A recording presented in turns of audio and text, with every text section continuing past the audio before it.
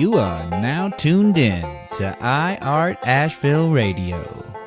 Thanks for listening, y'all. Hello and happy day, friends. Thank you so much for tuning in to another episode of iArt Asheville. I really appreciate you pressing play to check it out. I hope you've had the time to listen once or twice before, and for those returning listeners, you may or may not have noticed I've been absent the last few weeks, but it's been for all kinds of good reasons. I've been very busy trying to create more things that I've been dreaming and passion projects that I've been wanting to pursue, so I've been gaining a lot of ground with that stuff, so it's been very exciting, but not to worry at all. I still plan on continuing to release episodes as I continue to get more and more interesting people who want to sit down and chat with me for this really interesting pet project that I've started. It's been really fun, but here I am. I'm still smiling.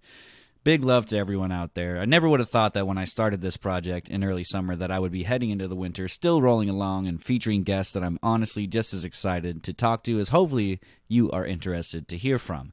For those who are new to the program, first off, thank you so much for checking it out. I really hope you can find something of value from the show. Here's a loose idea of what you can expect from the series overall.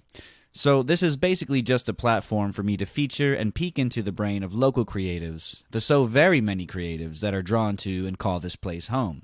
For those unfamiliar with Asheville, our little slice of Shangri-La here in Appalachia is oozing to the brim with so many creatives. What is it about this area that draws so many creatives here? This is one of the many things we will endeavor to explore on the show, but this isn't just any old arts podcast. As interesting as it may be to hear about your favorite artist's favorite artist, or techniques and how pretty the mountains here are, we here at iArt Asheville like to go a little bit deeper than that. With all the abundant creative expression present in the minds of these brilliant individuals, I found that many artists have a completely different method of thinking and analyzing reality. This is really where I think the magic lies in this project. Like the literal magic, the wonder, the fringe, the esoteric, spirituality, quantum physics, and ethereal. These are the topics I absolutely love, and I love to speak with people and artists in particular about. These are the kinds of things that really sparked my interest and excitement when I first started to listen to long-form conversations presented in podcasting. I've learned so many things, and I've had my mind expanded to consider and entertain so many ideas, kind of like an exercise for my brain, and I hope that this project can do the same for you. The weird, wonderful, and mythical are right at home here, so welcome to you. Real quick before we get into our artist intro for this episode, allow me to do a quick little plug for myself and the project while I've got your ears. So I've put tons of time into this project now. The whole concept, the equipment I've invested, the editing and preparation is really unlike anything else I've experienced. And I've done it all by myself, and I'm really proud of myself. It feels good, and it's definitely been a labor of love, and I am so excited to continue to grow this project and see where it goes. If you found some value in the show thus far, there are many ways to support what I'm doing here. The easiest would be to simply share the show with someone who you would think would enjoy it. You could also go give my personal art page and the show's page a follow over on Instagram. You can find my personal art page at the handle Braxton Art. That's one word. And the show's page is I_art_Asheville. And if you are in the most gracious position to leave a little tip for the show for my hard work, that would be awesome too. I've built this all from the ground up with many exciting ideas in the future of how this show will evolve. You can find my virtual tip jar, which is my Venmo and my Cash App, both at the handle Braxton Bits, one word, and those are both listed on the show's Instagram page in case you'd like to check that out later. That being said, thank you so much for listening. I really look forward to continue to bring you the most creative and expressive conversations from the wonderful artists here in Asheville. On this episode of iArt Asheville, we spoke with brewer, distiller, and label designer Zak Rutherford. This was a cool one for me for many reasons. First, Zak is one of the very first people I met here in Asheville at my brewery job, so it was very cool recalling the history of how we met and how our stories intertwine. It seems so long ago now, nearly 5 years, but what a path Zak has weaved for himself in the world of craft beer and spirits here in Asheville, a town that is no stranger to those industries as it has been voted for many years now Beer City, USA. As one who has been inundated, excited, and enamored with the craft beer scene for many years now, even prior to living here, I jumped at the prospect to feature Zak and talk about what he's done, as it is a perfect fit for the show, a blend of the arts and a very Asheville-specific approach to them. After working together for a year or so, Zak decided he wanted to formally approach the world of craft that we enjoy discussing at our jobs. He decided to enroll in the well-respected School of Fermentation at the local ABtech. This is a 2-year program which covers all aspects of commercial brewing, distilling, and fermentation, with some really cool courses mixed into the program, including 1 semester of marketing and design, a class that would change the course of his overall approach to his place in the industry. Naturally, being curious in Photoshop and versing himself with editing software growing up, Zak was rather comfortable and embraced the idea of designing for his newfound career. And quickly upon his first hiring at H&H Distillery here in Asheville, he found himself in positions that he would have never imagined himself being in this industry on the commercial side. And it all stemmed from that one design class where, after being pleased with one of his projects, he figured, hey, might as well send this out to the brewery I designed it for and see what they think. Well, that leap of faith and confidence in his work was all he needed to start his transition into the world of label making and design for the craft beer industry. Now you can see his work all around town at the many retailers who sell these fine liquids on well-known Asheville brands such as Pisgah Brewing, Greenman Brewing, and Urban Orchard Cider. It's so freaking cool. There's a good chance you've seen one of his designs if you've been hunting out for the craft here in town. We got to geek out a little bit on design elements, printing styles, and the legalese regarding designing for an alcohol label, which can be a bit challenging on your artistic vision. Zak and I got to talk about some of our favorite Asheville staples and breweries and geek out on some of the old music that brought us together and just generally talk about being creative and that the only thing stopping anyone from their dreams of supporting their creative ventures is just doing it. What a perfect Asheville-oriented episode. Really happy to share this with you. I hope y'all enjoy it. This episode of the show is brought to you by Rad Printworks. You can find them on social media at Rad Printworks. They are located at the Foundation Studios in the heart of the River Arts District in beautiful downtown Asheville. And what would a podcast be without some amazing intro music? I want to take a quick moment to give a shout out to Connor Golden, a local Asheville musician who was so kind enough to let us use his music on the show. You can find him on SoundCloud and Instagram under his name, Connor Golden. Thanks so much for letting us use the music, Connor. And now, let's start the show.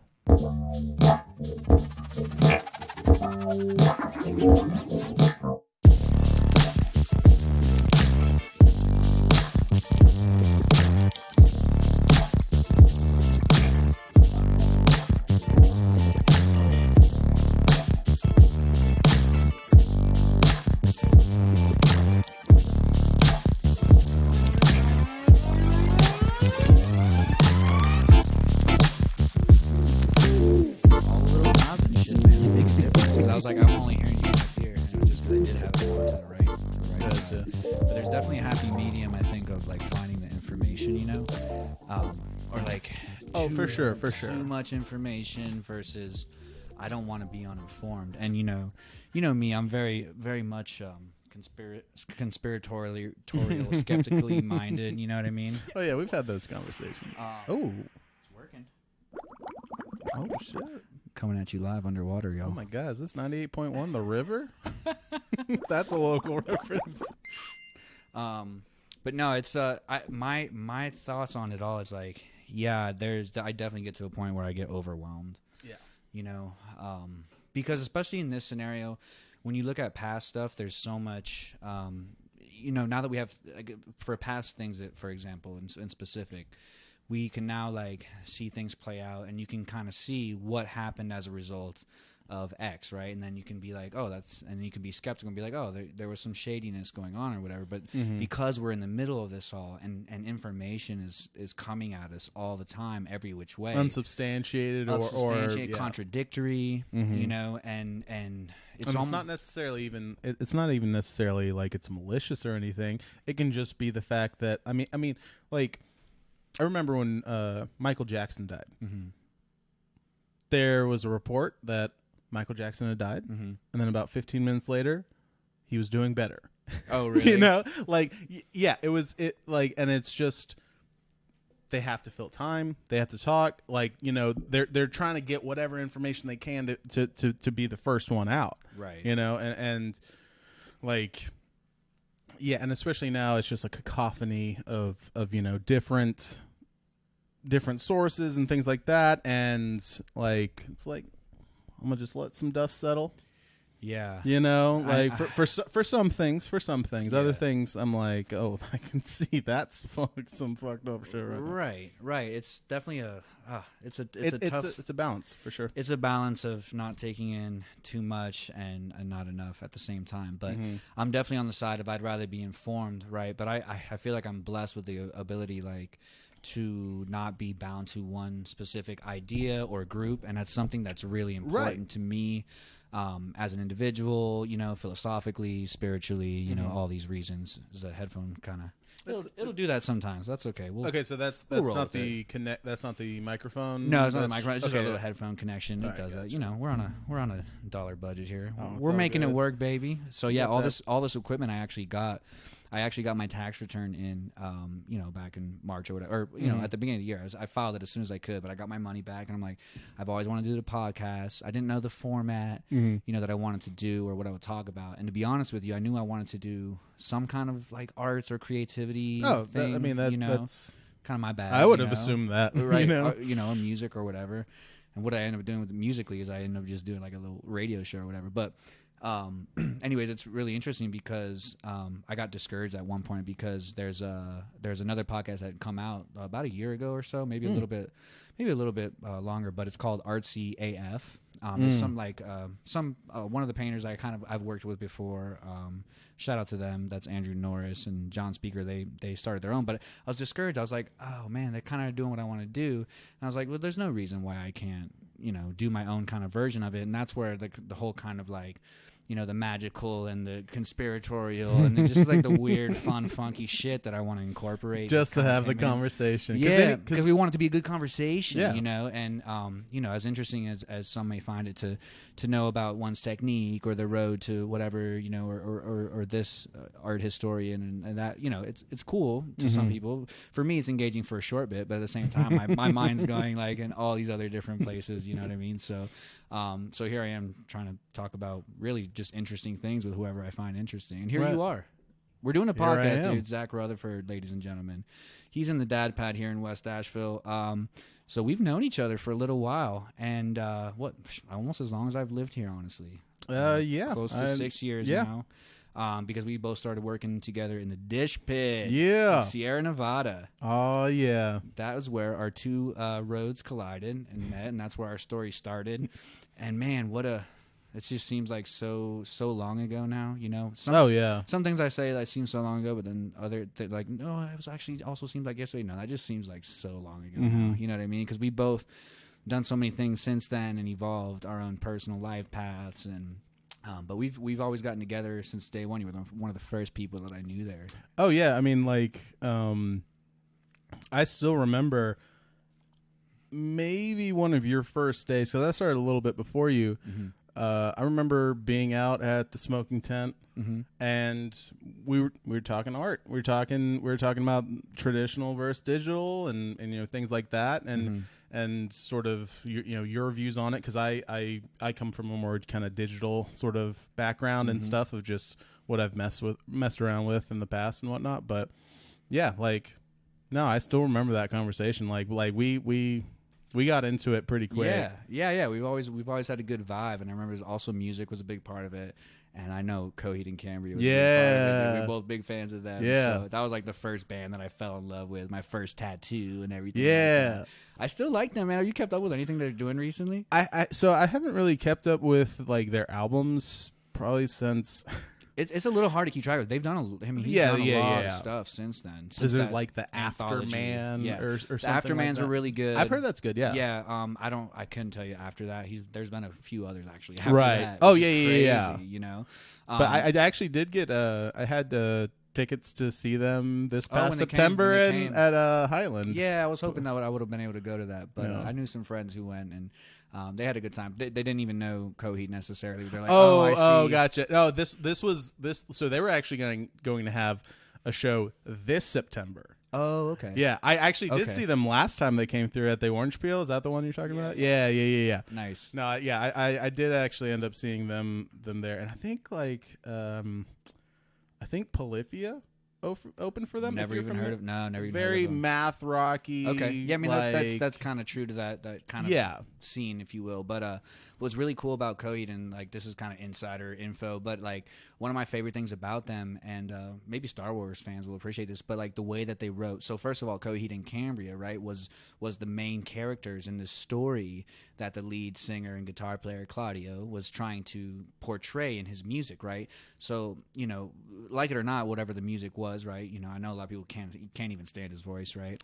But that's whatever. To each their own. Get past it, people. Yeah, exactly. Get past it. And that goes for anybody who talks. Period. If you don't like their voice, you just gotta like listen to the information or like whatever. Exactly. But what's so cool about them is like I remember they released their albums in kind of like a Star Wars-esque fashion, right? So the first one was Second Stage Turban Blade, which was actually the second in the 4-piece anthology of the story of the first story, and like the second release was like the third, and so it was all this really mangled thing. But every single song was about the story of Coheed and Cambria, and he released these graphic novels, and then even teamed with Marvel to release these comic books that were official Coheed and Cambria comic books. Now, so that's the side of Coheed that I'm a lot less familiar with than you. I know it's called the Amori Wars. All that kind of stuff, but the key work. Yeah, or the Fence. Mm-hmm. I know about the Fence. Yeah. But I think that's one thing about, especially like the earlier stuff is like you can jump into it and you're like, oh yeah, there's definitely a more like Delirium Trigger, or I think that's the one where it's like it's coming up and out of your chest and stuff. Like it's straight up alien. Yo, yeah, and sci-fi totally. Yeah, it's absolutely sci-fi and some of the most just epic songs you'll ever hear. Like I remember when I first saw them in like 2007 Warped Tour. Shout out Warped Tour, man. Damn, do they still do Warped Tour? Well, I don't know. I don't think this year, but I think they had one last year. Okay. Man, I wonder what that scene looks like. Anybody out there, right? Yeah. Anybody out there who went to Warped Tour like has the been Senses recently? Fail still playing? Well, remember. So, all right. This is how like far I go back into this scene. Like, liking all that kind of music at the time. So one of the big up and coming bands at the time when I was going to Warped Tour was this band called From First to Last. They were this like quintessentially screamo type band, right? And the lead singer, screamer, right? Lead screamer, was Sonny, whatever the hell his name is, who is now Skrillex. Yeah. Okay, so did you know that? I know about that. Like I know he was a part of. I wasn't sure if it was From First to Last or something else, like Chiodos or something. I don't know. But I did. So I actually saw him open at the Orange Peel one time As Skrillex? Not as Skrillex and not as From First to Last. It was actually he had like a solo thing that he was doing that was just called Sunny. Okay. Yeah. And like it was pretty good music and everything, but and I don't know how his voice is with From First to Last, but it was just screaming. Well, see, it was interesting because with Sunny it was a lot screaming.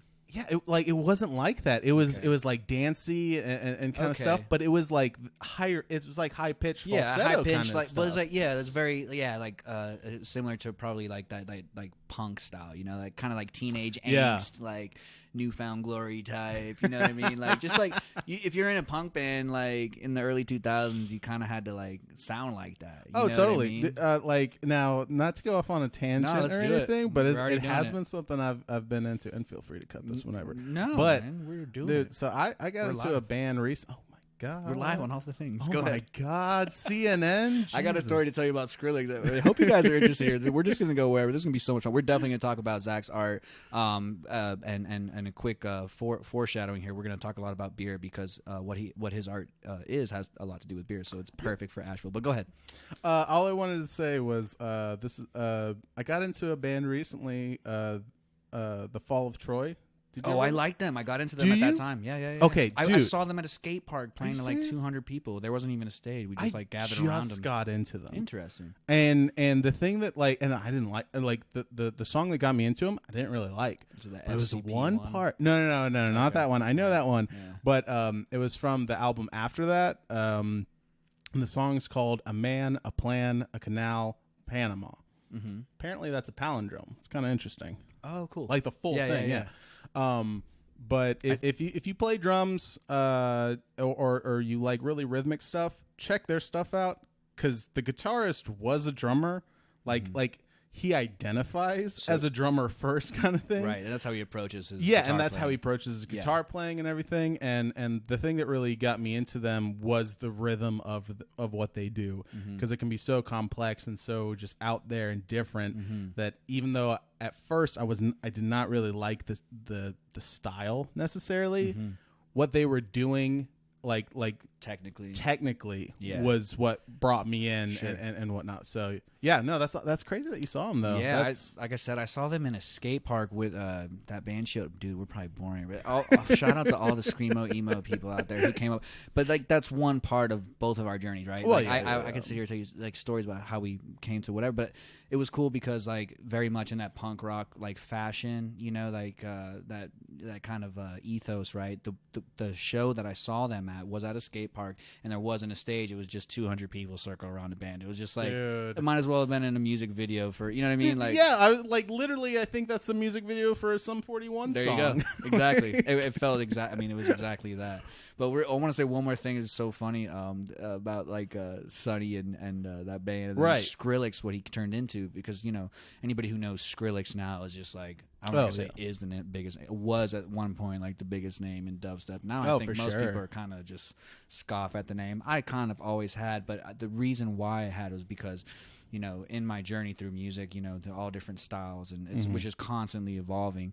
I remember I used to go to the Ultra Music Festival down in Miami every year. It's like one of the biggest electronic music showcases in the world at that time. You know, over a couple days and tons of stages, and so they would always have like a dubstep stage, right? Or not always, but once dubstep started getting popular, 2005, 6.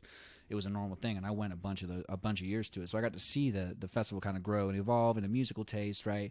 And so the dubstep stage that year was just like, you know, real popular people at the time, like Datsig and Excision. You know, you guys will know it or you not. But anyways, stuff that I already knew within that scene, but I had just heard of Skrillex, right? And so he was playing at whatever time, 8 o'clock. I had been there all day partying at this stage. That was most of the music that I wanted to see at that time was there. And I was like, all right, we're going to see. I walked around to go check out something else. And I was like, all right, time to go see what this dude Skrillex is about. You know, I had heard one or two songs. I get back to the same place that I was at for the whole day. And I couldn't even enter into that tent because there was already so many people there.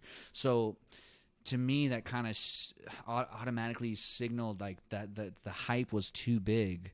Right. Already, this guy had never even played a set at a concert of this scale, you know, with so many respectable electronic, you know, contemporary electronic music producers at the time. And I was like, where the hell were all y'all people all day long dancing? But what happened was because he signed to like Deadmau5's label.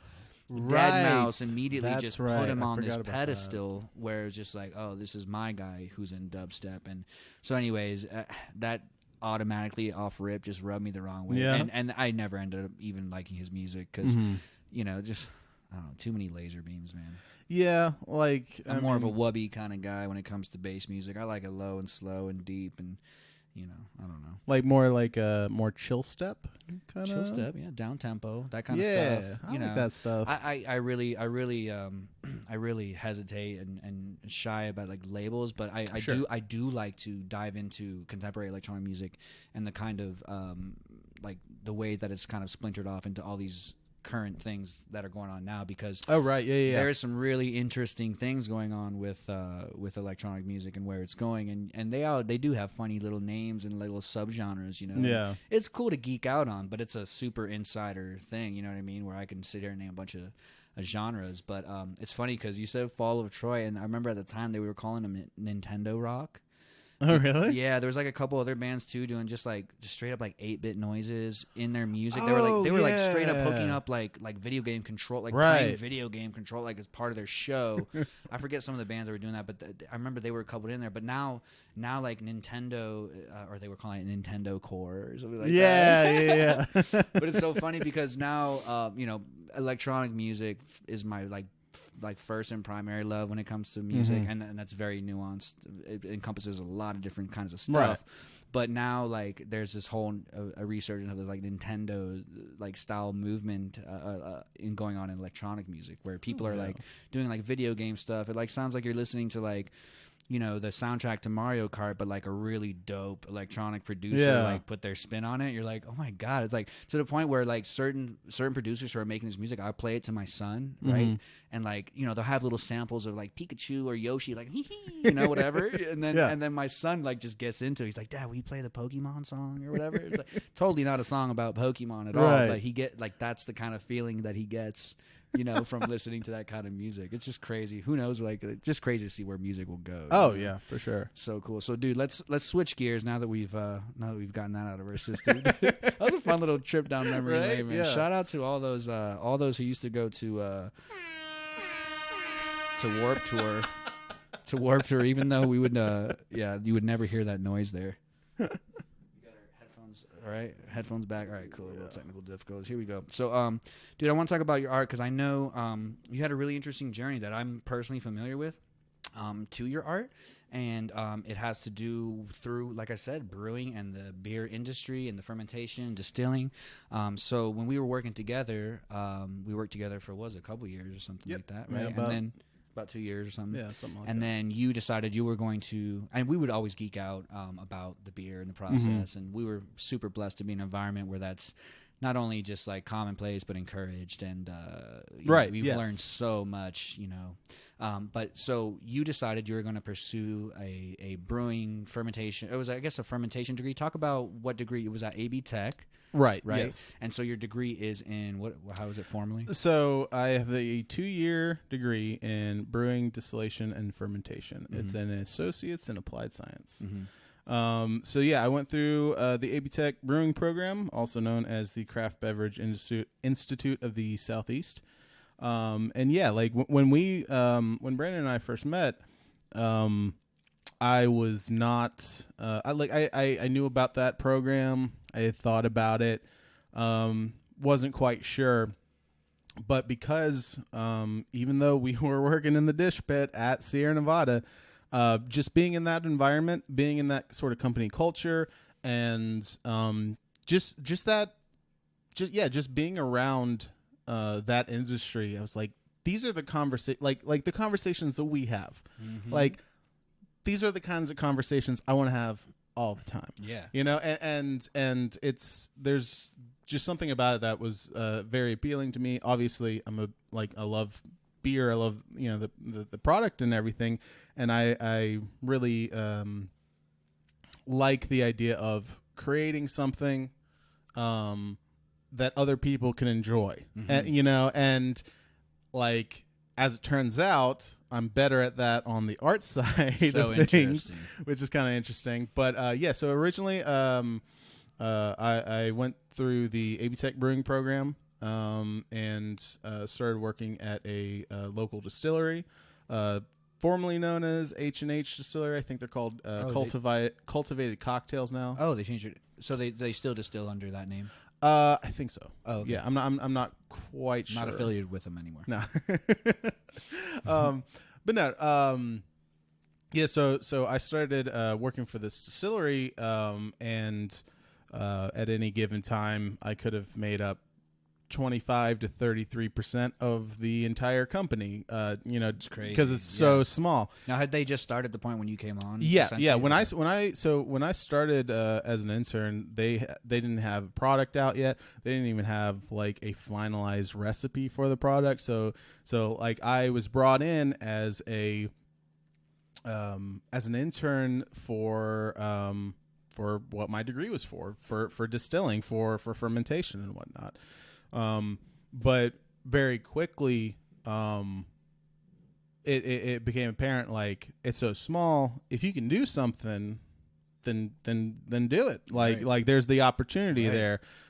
Whereas with a bigger company, you may not have that kind of flexibility, and roles and whatnot. The second day of my internship, I actually took over designing the website, which is so crazy. And that began your journey into what? Yeah. And, tell us more. Like, but there's another connection that actually happened. I think this was actually before I even interned. I had a marketing class that was specific for beer and the alcohol industry, and during that class we were tasked with a project to rebrand a local company, and my group chose Pisgah Brewing, and I took it upon myself to come up with the concepts of what that rebrand might look like when it comes to the package, it comes to the actual cans. So I've always kind of messed around with the computer and photoshopping and things like that. So I was able to kind of throw some mock-ups together, essentially, of what I would do for that for a rebrand of that nature. Now, this was a marketing class that they basically sponsored for you to go to help.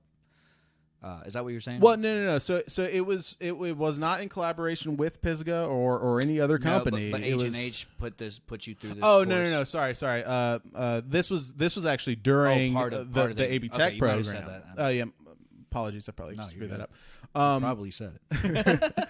But it was very interesting though, because I came up with a few mock-ups of different versions of how the how the cans might look on the shelf. I remember being in the dish pit and you showed me some of those. I think I did, because I was pretty stoked.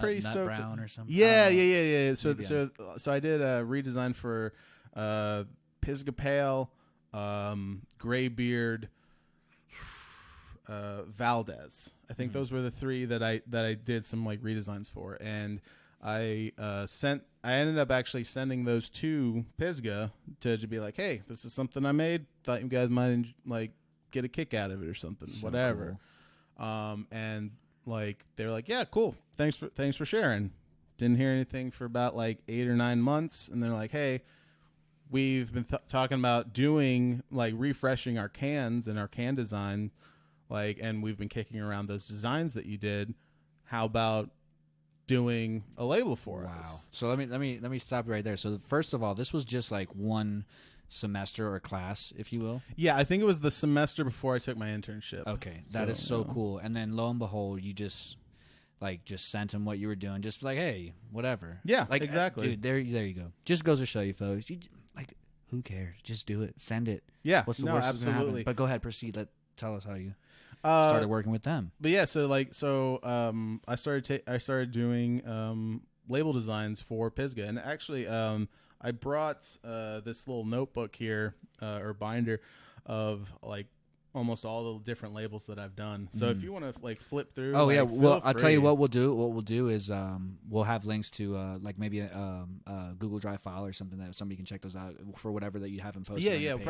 Probably best would be to check out kind of my website portfolio. Go ahead, drop it in there right now. To update it, but don't That's worry. All right. But it's bellegardemedia.com. Spell it out. BELGARD. Okay. Media.com. Bellegarde Media. And then, of course, his Instagram handle, which I know is easiest for me sometimes, is Zak, ZAK Zak_Rutherford. Yep.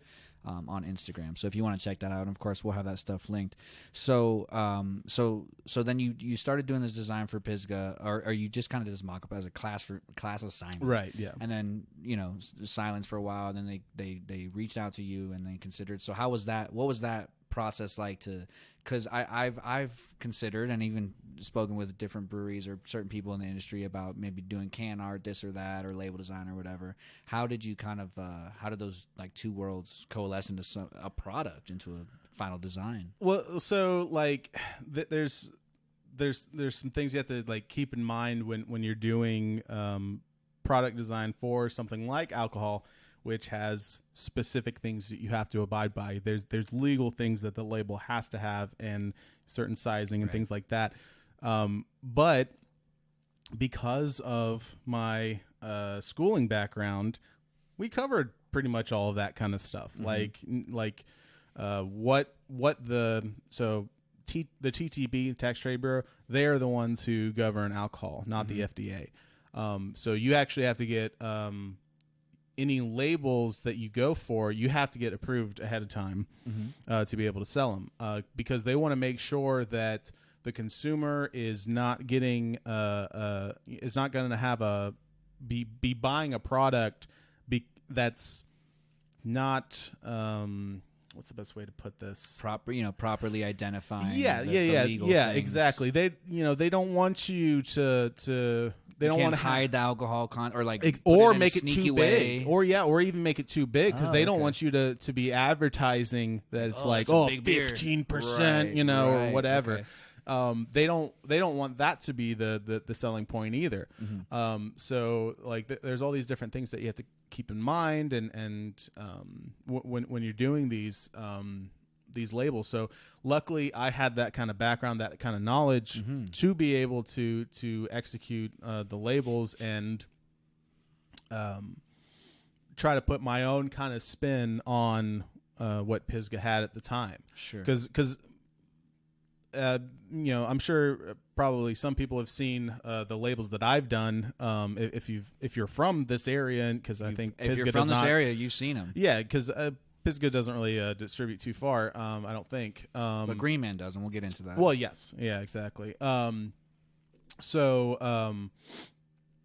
cans that they had before were just 2-color, and between different products, only one color changed. There was always white, and then it would be like green for pale ale, brown for Valdez, gray for Graybeard, closer to black. But yeah, and there's something very nice about that when it comes to, you can easily spot those products on a shelf. You can spot any Pisgah product because they're all basically the same composition and all that kind of stuff. It's an interesting approach to branding. I mean, I know it's changed since then. This was what you're talking about. Sure. Prior, right? Yeah, this is prior to when I started. Yeah, but it's still an interesting approach because, not to like downplay, their design work at that time, but it did have a very generic kind of look to it, which actually I thought worked well because it was very easy to spot. Exactly, and see, there's always, that's the thing is, the kind of the work that I do, it has to serve a purpose at the end of the day. Like if I'm dealing with if I'm trying to produce a label for a client or something like that, and they're like, oh, I don't like that, I don't like that color. It's like, okay, well, like, why don't you like that color? Right. Is it a personal preference thing, or is it counter to that brand and what you're trying to do? Right. Because the function has to come before the form. Right. Right. Well, especially specifically when we're talking about marketing and branding, because I mean, you and I know how this goes, and we'll actually talk about, maybe we can even talk about the Highland as a case study. But what somebody's trying to do when they have marketing or advertising, especially in the beer space, is you want to be able to scan that shelf, kind of like a cursory scan of all the items and the products that are there and available, and you want, even out of the side corner of your eyeball, you know what I mean, to be able to stand out, whether or not it's the colors you use, the pattern or the design or the format of the work, right? Right. That's literally the goal. That's it, you know. And so let's talk about this Highland study. So Highland, which is the oldest, the longest running brewery here in Asheville. Actually, I was just saying oldest. I wonder if there was breweries operating here prior to Prohibition. Prior to Prohibition, yes, there must but have been. so, Are but they Highland, documented? I don't know about It's a whole other side thing. But, I'd be but curious Highland's to look into that. is the oldest, and, Right. and it was the first.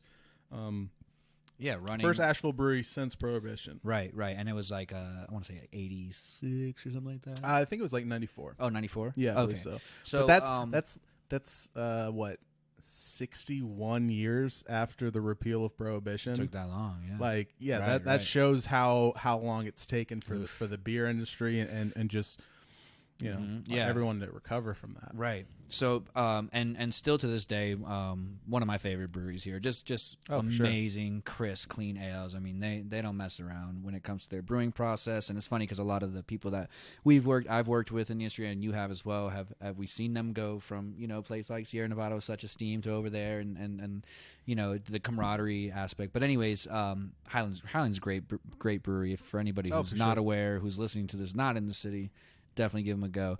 But what's interesting is their logo forever was because their whole concept of the brewery was Highlands is kind of an homage to the Scots-Irish that migrated here and kind of set place and set roots here.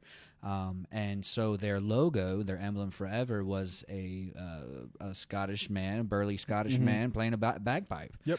And it was, to me, I really liked it. It was iconic. And of course their flagship beer was a Gaelic ale. And in my head, I just like Gaelic and that Scottish, the guy playing the bagpipes is just like a perfect, amalgamation of stuff in my own head.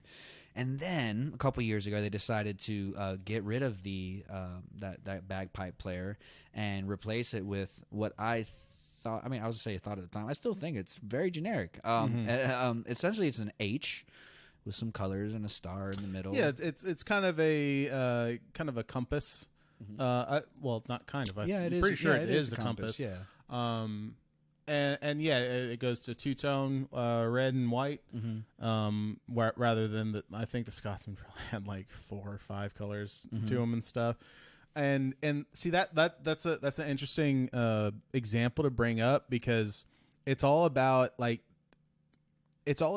are you trying to do. Like Highland, like their new stuff, you can spot that instantly. Right. Now, but I don't like that. I mean, it's effective in so much as doing that. I mean, I already knew the other logo, so it was the same for me. It didn't matter.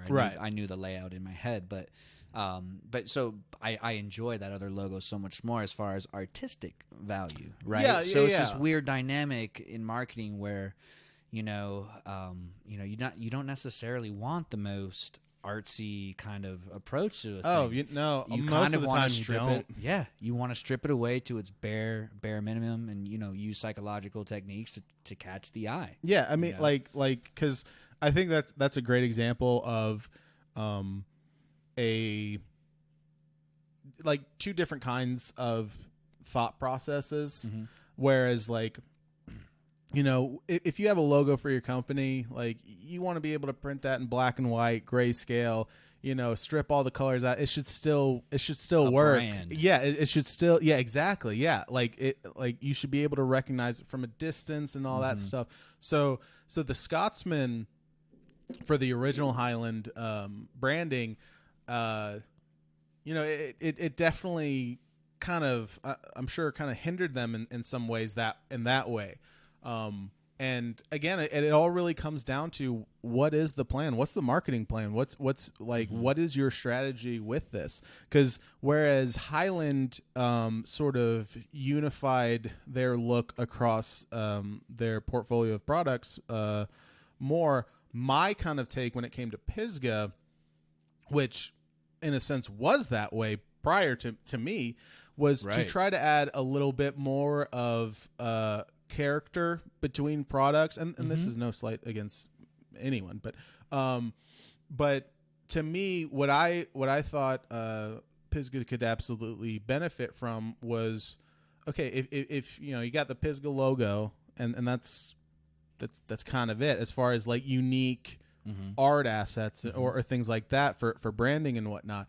But if you're able to add some unique imagery to individual products, well, I mean, you can turn that into merch, you know, and then people are paying you to advertise for you. Yeah, you know, that's like really where it's at. Exactly, and that was kind of my sort of idea with how to approach Pisgah. Well, that's a very creative approach because you're understanding the business aspect that they want, right? But you're finding that fine line of like adding that pizzazz that you want it to stick out, but you don't want it to stick out too much. It's a really interesting it's a balance for sure. Yeah. Like composition absolutely helps you out, and layout helps you out a lot with that. Because I mean, Sierra Nevada, for example, I don't know if I've ever seen a Sierra Nevada product that did not have Sierra Nevada as the banner up top. Right. I don't think I've ever seen that below the like, you know, at the bottom or anything like that. So like the way, and I don't know if this is necessarily the a proper term for this, but I call it like you have anchors in your designs where like you know where to look for like who made this. Okay. You know, yeah. like even if you can have a lot of variation between, you know, label to label or you know, artwork or whatever, but you should be able to figure out quickly who it is, what it is, and by some very key basic like suggestions, formatting, like, you know, the how you have your layout, you know, and because that's the thing with Pisgah, I kept the same layout throughout all of them.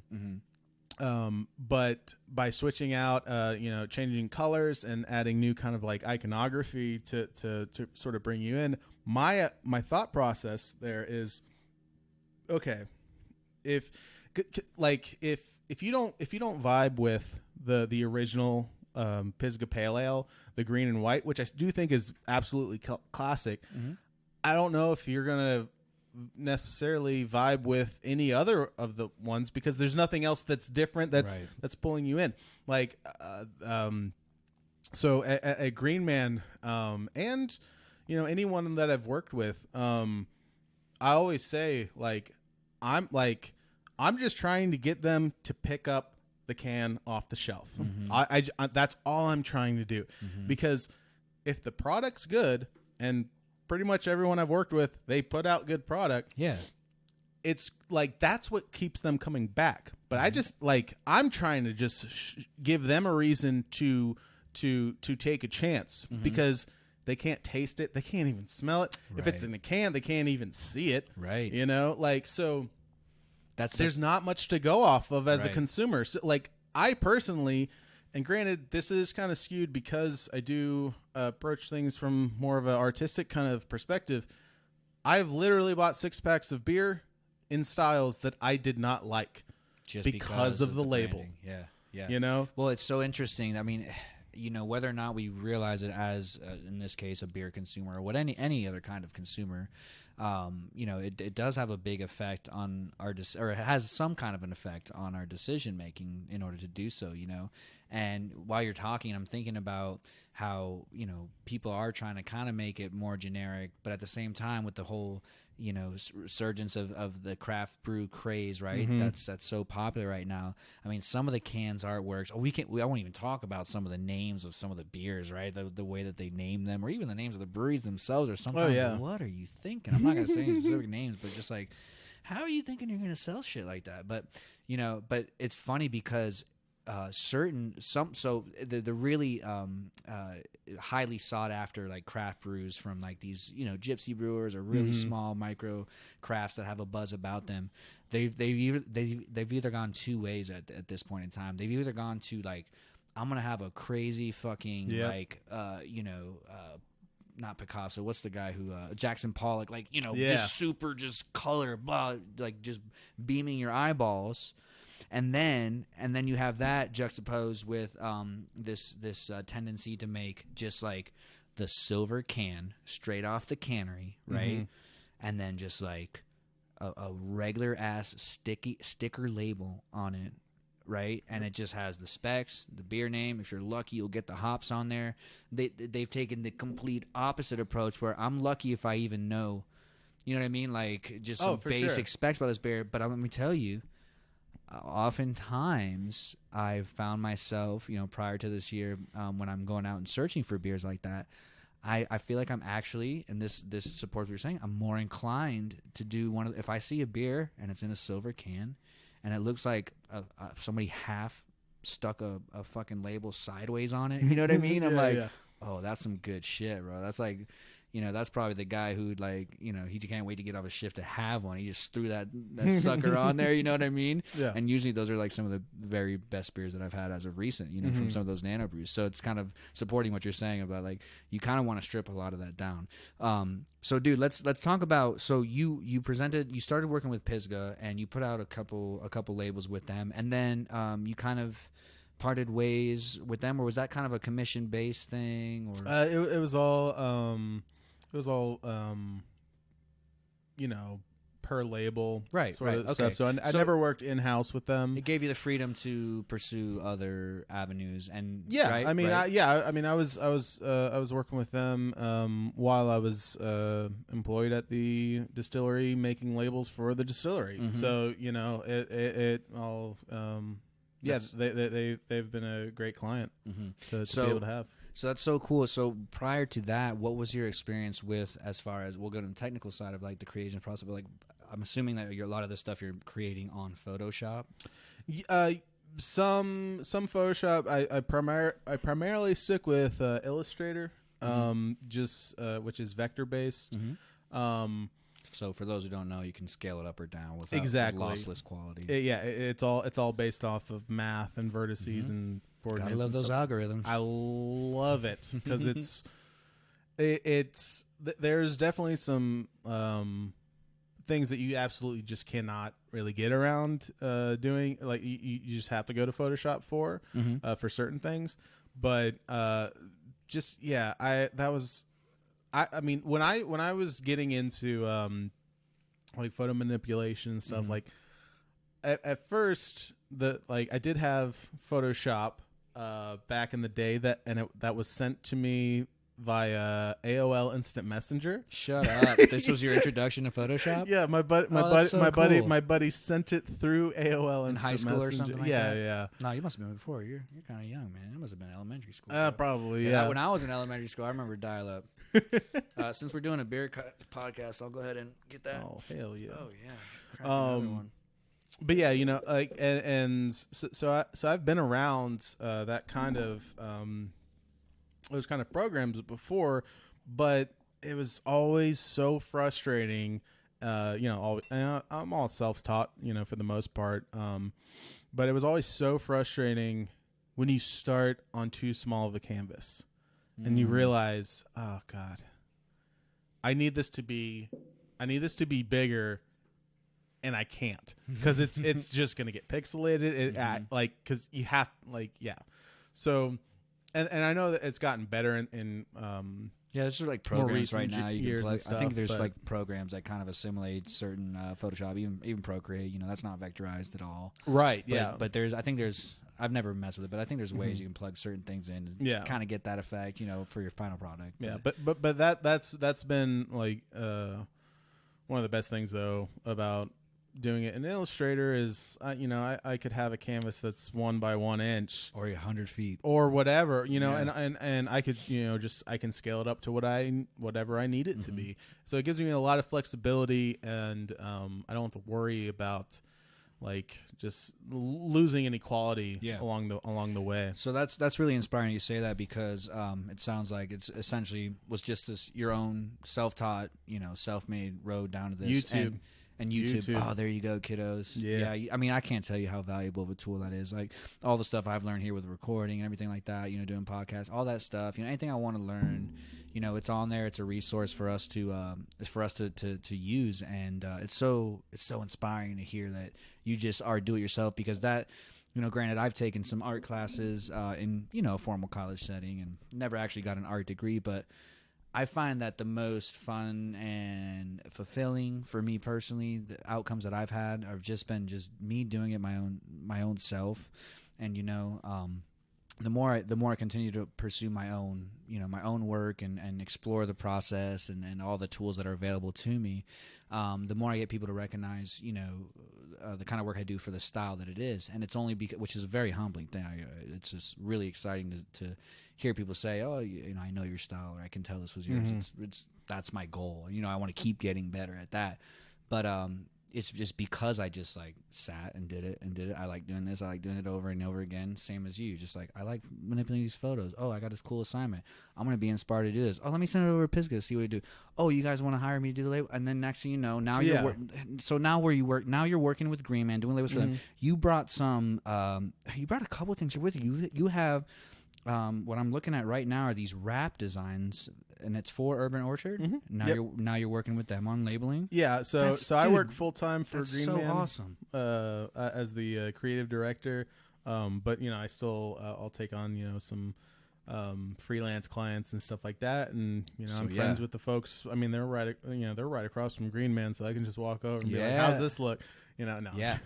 but yeah, it's been very very interesting. It's not a very straight path, but it's the path that I went down, and I'm happy I'm here. I love it, and honestly, from my perspective, it just seems like a really natural progression for you. Yeah, and you keep getting better and better at it. Thanks, man. And I just, most definitely. I think it's such an interesting story how you just had, first of all, curiosity in just like the industry as far as the technicality of science and just the fun sensory aspects of it, the things that we would always talk about. The things that we enjoyed in beer and tastings and things like that. And then you also had this love of wanting to manipulate photos in Photoshop and playing around on a computer and stuff like that. And then just like one thing led to the other, and now here you are. You never would have thought years ago that you'd be sitting here not only making however many different breweries and cideries now that you're doing, but like that you keep getting work and branching off, and I'm sure your name gets passed around when somebody wants to consider a new label, and that's really, really cool, man. I'm really proud of you. That's Thank so you, awesome. Man. I appreciate that. It's been really cool. Like I said, like looking back and seeing the pinball of turns that the path has gone. And I'm just very grateful that I am like that I do have the opportunities that I do have and whatnot. So yeah, it's very cool though that for you to say though that that's a natural progression, because it like from my point of view, a lot of times I can be like, how the hell did I bullshit my way into this, And where am I going next? Yeah. But at the same time, though, like, I can look back and be like, oh, well, no, I like, this is how I got into this, or because that's the thing is, it's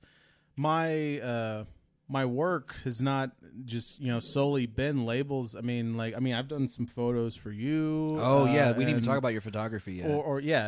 Which was like a step I kind of missed that I wanted to incorporate. But yeah, you were pursuing photography at kind of the same time. You were starting at H&H. You were starting to formally mess around with photography as well. Yeah. When I was working at H&H, I bought a cheap 8-year-old DSLR. It was to do their social media promotion, correct? Or at least in part. Another beautiful like serendipitous thing where you're just like, oh, and then, you guys need this, and then like I don't know if you know this, but like we actually did a couple commercials that ran locally on like Charter, or I guess it's called Spectrum now. You were telling me about this last time you were here, like last year or two. But we did the photos. But yeah, that was wild because I have something on TV. Yeah, because I made a commercial of and it showed up. It's aired on TV and stuff, and I'm like, I bought this camera like 4 months ago. But it's one of those things where dive into stuff. Man. Well, I just dive. I into love shit. and appreciate that so much. You see that there's a way, a path to do it, and it really is. And we were talking when you first got here before we started recording. There, there's people who just like to do. People who will find that path. We know that there's an outcome, a way to get there. And it might not be a clear way, but damn it, I'll figure it out. Yeah. And thank God we live in the convenient time that we do, where, like you said, we have the resources online to learn shit. And I hope like everybody listening is inspired by that very thing. You can do it. You just put the time and the effort and the work in, and hopefully, it can be a silver lining for a lot of us. I know that's kind of how I embrace this time. Is like, this is a time for me to learn the things that I've always wanted to do. Hence the reason why we're sitting here right now. I hope that can inspire others to do so. So you brought over some of the templates. We were speaking last week about setting up this conversation, and you said I'm going to go learn how to run this new label printer, right? So I want to get into that. What you're doing now with Greenman with that, because you brought, what are these things called? So these are the plates for the Flexo press. Okay. That our label printer uses. So for this, it's a 5-color process because for those labels that those plates were made for, it was on transparent stock. So I had to add we had to have a 5th color. So yeah, let me for the white. Let me describe them real quick. They're kind of like silicone-esque. I would say like 7x5, 8x5 inch sheets, and akin to like a silk screen. It seems like each one is kind of fitted to have a different color. Yes, exactly. And so you built these color layers up in the label. So the ink sits. Is the ink sits right in that? Is that thin enough to even tell us how you do this?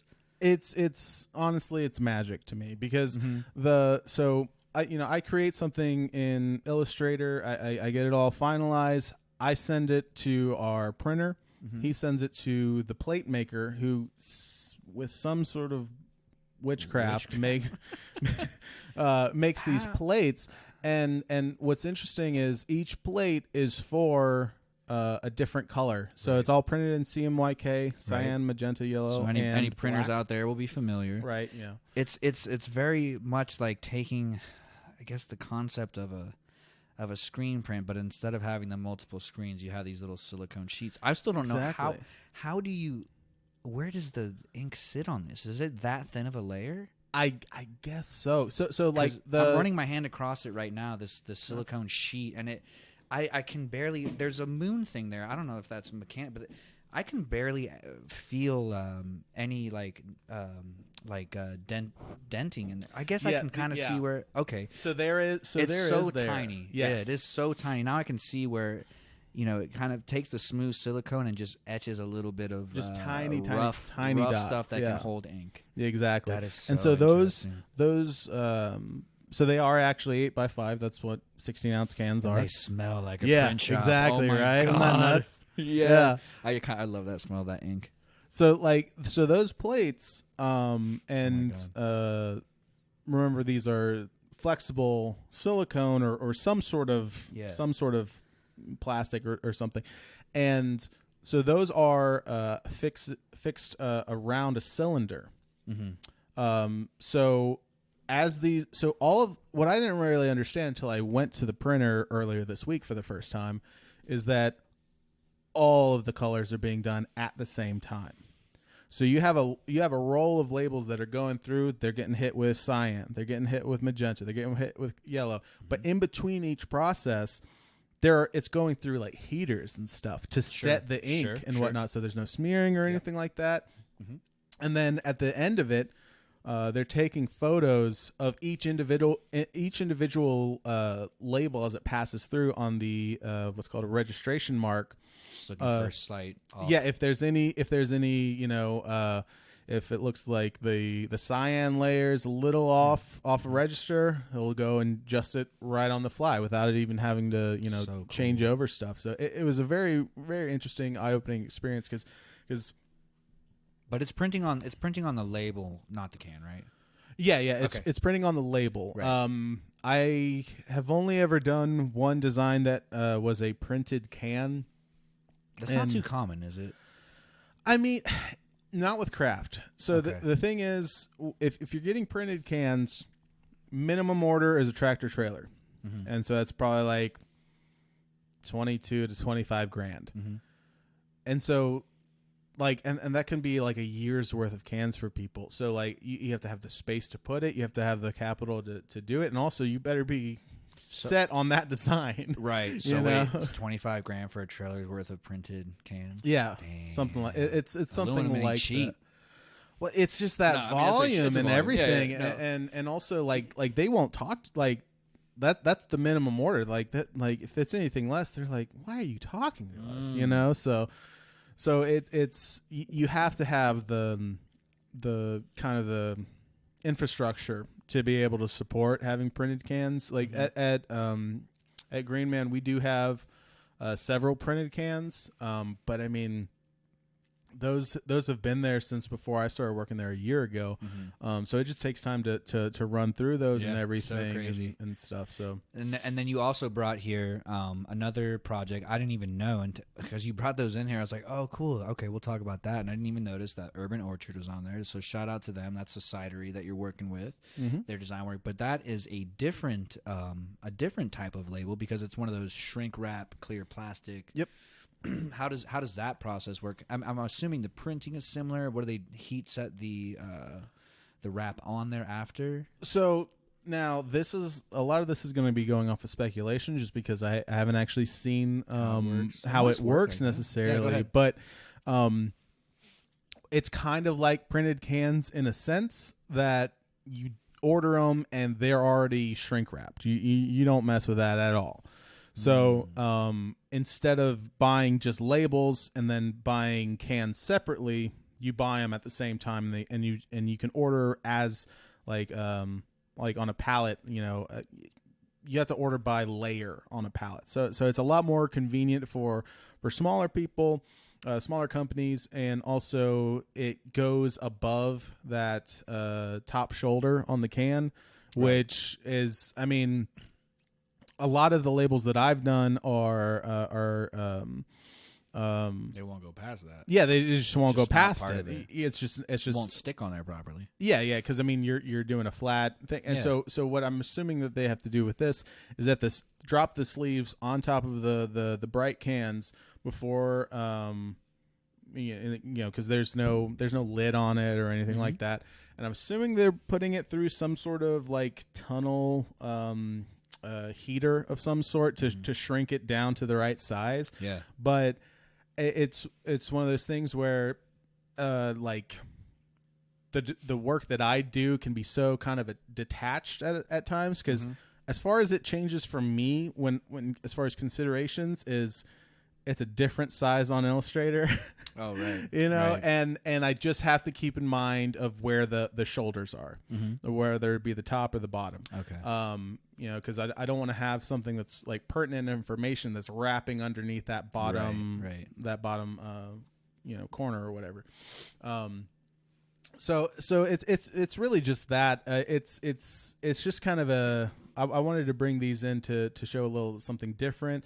And also, these are printed on clear, so it gives more of the illusion of a printed can. Because printed really cans, does, yeah. printed cans just generally, I would say, and maybe this will change, but I would say most people would view a printed can as a more garbage, premium. yeah. Well, I'm thinking of Coors Light. Like okay. Budweiser. Those are all printed cans. Right? Yeah, but so is Sierra Pale. Okay. Very true. So I think there's some like legitimacy that can come with having a little printed clout. cans. It's a little Yeah, clout. Exactly, because it shows. I mean, not to say that those bigger guys don't have clout. Oh, for sure. I mean, forget about while it. I got so. I love it, dude.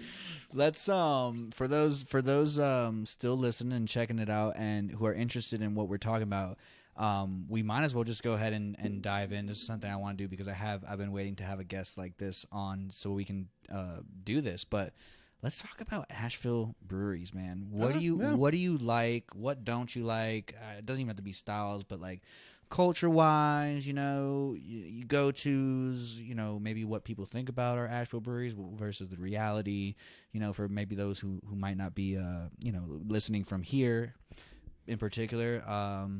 Like first off, maybe like tell us some of your favorites and why. Some favorites. I gotta say, Greenman Brewing. I really like their can designs. I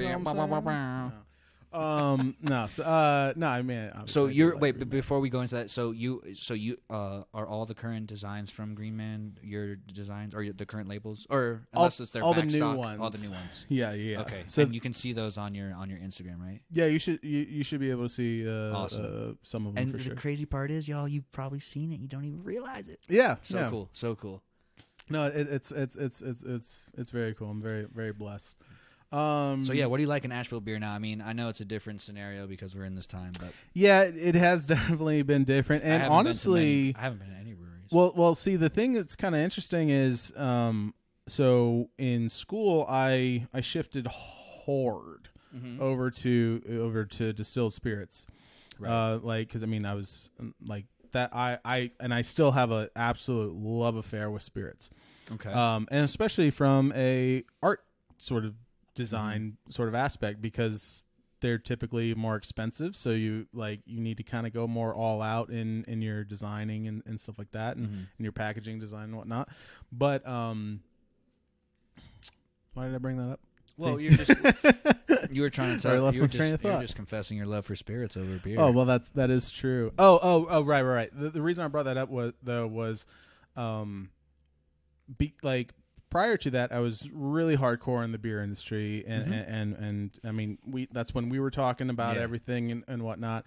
But once I switched over and was more into the spirit side, I'm like, oh man, I'm far behind on, I'm not as the knowledge. Yeah. I haven't, had as much of different styles or I don't know all the big players or whatever. So I went hardcore trying to learn that world and that industry and what's at play there. And then after I left the distillery, I took about a year off to try to do like freelance stuff. I think that's when we did those photos for you and whatnot. Awesome. But even though I am introverted, I like working with people, and that's cool. And also like a place to go. Yeah. It's I need structure. Yeah, don't we all? At least a little bit. Yeah, but yeah. So when I started working at Greenman about a year ago, it'd been a couple years since I was feeling the pulse of the beer industry. Yeah, and I'm like, the fuck is up with this seltzer shit? Yeah, well, that just happened in the last year. Yeah, so. Yeah, it's been in the last couple years. And you've been working or ish. I mean, but like. Yeah, I don't even know what's going on with that. It's crazy. But the thing that and this is gonna be a little bit of a rant. Speak your mind, man. So my issue with seltzers, it's not actually with seltzers. It's how craft beer is sort of viewing seltzers, or because before, craft was all about going, pardon the pun, against the grain. Bucking tradition, or rather not bucking tradition, but bucking the commercialization, the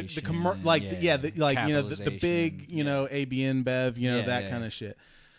But then, what was it? Boston Beer Company, because I'm pretty sure they own White Owl. Or not White Owl. Hey, there's fucking blunts up in here. No. That's peach or grape. That's a different podcast. No, not White Owl. What the hell is it? Love the soundboard. White Claw. White Claw. There we go. Yeah. God. See, I don't drink this stuff.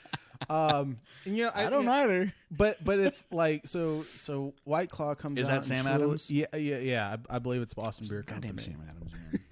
Dude, okay. Let's have a little rant about them, because they have, so they were considered the largest quote unquote craft brewery, right? But for those who are kind of in the industry or aware of what that means, is like, so their whole gross income includes Angry Orchard ciders. Did you know that? Are they on them? Oh god, that's them too. I didn't know they had White Claw. It doesn't surprise me. I think. Don't quote me on that unless I'm correct. One of the I'm sure that's one of the seltzer companies, or right? or Truly, it's one of those. I think they own something. Yeah, and then they ended up buying Dogfish Head. Oh my god. Oh yeah. But apparently, my buddy was working at Dogfish Head at the time too. Oh, when it happened, that was interesting. Yeah, apparently they were in a huge amount of debt. What's crazy is that that was actually my first real love of craft beer. 120, right? 60. Oh, 60. Yeah. 60 was the first beer that I was just like, man, I get it. Like, for craft beer. Like, I remember drinking Sierra Pale and being like, okay, there's something there, but never really enamored necessarily with it. Yeah. Until I remember the first time I had Dogfish. It was actually at an art show. I had an art show. Nice. My first art show in Hollywood, Florida, man. Wow, I forgot that's where I had that beer for the first time. My first art show, I brought my parents to come over and hang out, and then I had the following day I invited a bunch of friends to come and hang out, and knew the bartender, and she's like, try that. And I'll never forget. I was talking. Man, that's so crazy. How about that? Like when you remember when exactly like, where when you were when wow. you first tried something. I have one other beer memory like that. It's with Dale's Pale Ale. Okay. Where I specifically remember where I was and the scenario in which I drank it. It was actually at a big old music festival up outside of Albany, New York, called Camp Bisco. Nice. With the Disco Biscuits, which I'm not even really a big fan of them necessarily, but the lineup was great. I hadn't gone a few years, actually, because it was such a great lineup. But I remember a guy, it was the wee hours of the morning, and a guy offered me a beer, and he's like, this is one of the best craft beers ever. I was like, oh, really? He gave me a can. And that's how long ago. That's how long ago this was. I was like, really? Come on, bro. You give me a can beer right now? Yeah. I remember I cracked it open. I drank it. And I still to this day, I get these notes of cotton candy off that beer. Cotton candy, caramel apple. Not all the time, but I think it's very dependent on, your day, what you've eaten, whatever. Sure. Many sensory things are, but I remember specifically cotton candy, and I remember the person I was with, and I've ran into that person a couple times after we talk about it. But it's a story. It's so crazy how you can remember, how powerful flavor, and I guess it's mostly tied to aroma. Yeah, aroma, but because that's what they say, aroma is actually one of the senses that is most tied to memory, or most associated with memory is aroma, and that's what do they say, like 70% of flavor is aroma. So I don't know, just interesting how those certain time frames can stick out to you. For sure. Do you have any memories like that? Like first time you tried this thing or that thing. Those are two I can remember specifically. I remember the first time I had Sierra Pale. Do you? Yeah, I couldn't put a finger on the first time I had it. Yeah, so it was my buddy's 20th birthday. He was older than me too. I know, but no, his older brother. Drinking it should be 18. Honestly, I think. Oh no, absolutely. Like, I mean, don't listen to me, people. But actually, I don't think you should have any rules. Period. Go ham, y'all. That's true. I don't know. That's a whole other conversation. Anarchy. We can get into that. Well, anarchy just means without ruler, without master. That's true. It just means you rule yourself, brother. That's true. Each one teach one. Bless but yeah, but with Sierra Pale though, I remember the first time I tasted it, and I was like, this tastes like soap. I was like, this tastes like soap. Yep. After about 5 or 6, I was like, this tastes pretty good. Yeah, I can see the soap thing. I can see like a maybe like a pine sol thing. Yeah. But now that we're seasoned and we know that I think it's that pine the pininess from those Cascade hops in our novice sensory heads translates into that. Well, that's the thing. So like I used to do tours at the distillery. I did some tours for like Asheville brewery tours for a bit. The thing, because you see that all the time with people when they're not used to trying new things or new beers or new products or things like that, where they're really hesitant about like, oh, I don't want to say the wrong thing because then people like, and like to anyone who's ever felt that way, don't worry about it. There's no wrong answer. Exactly, because I can't tell you what you are tasting, and also it's all about definitions. Because if I say this is always my go-to example. If I say, "Oh, this tastes like watermelon," okay, Brandon? What do you think that means? Tastes like watermelon. Yeah. What am I describing as like? Is there one thing that is watermelon? Is there one thing that's watermelon? You know, like because you could view it different ways. You could be like the center cut of a watermelon. Right. You could be it could be towards the rind, yeah. which some people might call cucumber. Mm-hmm. Or it could be Jolly Rancher watermelon, which is not even like anything close, yeah. you know? But like, and actually, funnily enough, have you had Strange Beast? Yes. I've had the ginger lemon hibiscus one. I think it is. Yes. I think that's the one I had. It's good. Like, my first thought was Jolly Rancher watermelon when I had that. Very much Jolly Rancher. Yeah. Like, so and none of that's not in there at all. Mm-hmm. So it's. Yeah, it's all about how, like, understanding your own terms and how you define things. Sure. And as long as you can kind of keep that in check and understand like then you can start having more like involved kind of conversations with people if they're like, oh yeah, like we've talked about this all the time, and I know for him that like, you know, this particular flavor is a big, you know, turn off or whatever. Like right. Like it's all comes down to the individual. It does, and to further support that, not only do we have, and I might even do it, but like to talk about case studies that I've heard of from our specifically the sensory lab at Sierra Nevada. Oh, okay. Speaking with the head of sensory about how culturally, regionally, all these influences have a huge effect on your perspective of taste. Dude, yeah. And I don't know if I'm even allowed to say case, so maybe I just won't. But what I can talk about is there's even genetic factors, right? So I don't know if you remember the Oscar Blues. They came out with a Blue Ridge IPA. It was like when they first moved to Brevard. Okay. They came out with this new IPA, and it was kind of juicy, fruity, but it wasn't a hazy. It was. I thought it was good. I enjoyed it. It was a good beer, but they use a particular kind of hops that, you know, come to find out, similar akin to like a cilantro, where, you know, 20% of the population. Ooh. They taste in the beer, you know, I don't know if in case whoever's listening doesn't know about cilantro, like I think like 20% of the population, 10 to 20%, 10 to 20, like that, have this genetic disposition to the taste of cilantro. To them, it tastes like a soapy, like dishwater thing. Yeah, or whatever. I always imagine soap, like a bar of soap, right? Like which Dawn thank God I don't or have that, 'cause whatever. I love cilantro. Dove. I could eat a cilantro salad, honestly, but I know some people cringe at the thought of that. Dude, cilantro like salsa. Oh yeah, Ooh, of course. I hell mean, you yeah. have to have cilantro in a proper salsa.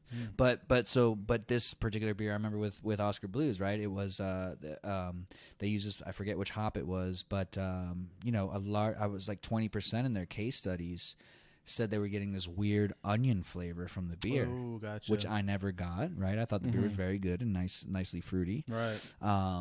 But you know, apparently a lot of people, 20% of their case studies rather, were getting like this onion flavor. So it just goes to show, in addition to all the social and regional influences that affect how you perceive flavor, and in that case, I'm sure it's probably all the senses, which is such a crazy thing to grasp, that even maybe the way that we perceive things, even through our vision or sound, can be affected in a similar way, right? That's why we hazy like certain IPAs. music.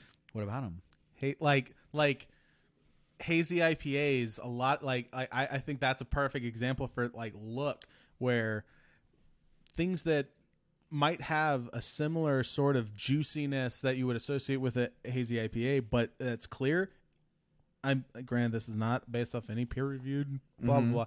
But I almost guarantee you those score lower than truly hazy like IPAs. You know about the way it actually where it's looks. just a look. Right. Yeah, that's what I'm saying. Dude, what I'm talking about is even just the way we see shit. You know what I mean? Like if taste, right, as one of our five senses, right, it can be affected by so many things in our upbringing, be it culturally, regionally, right, and then even, of course, genetically, right? All these things can have an influence on the way we perceive that particular sense, in this case, taste. Imagine extrapolate it out into our other senses, right? Like, we might not even consider that, the way that we see, like literally see things, can be influenced by our culture, our region, our genetics, right? The way that we hear, okay. the way that we hear. Yeah. I mean, I'm talking about fundamentally the senses in of themselves, right? Right.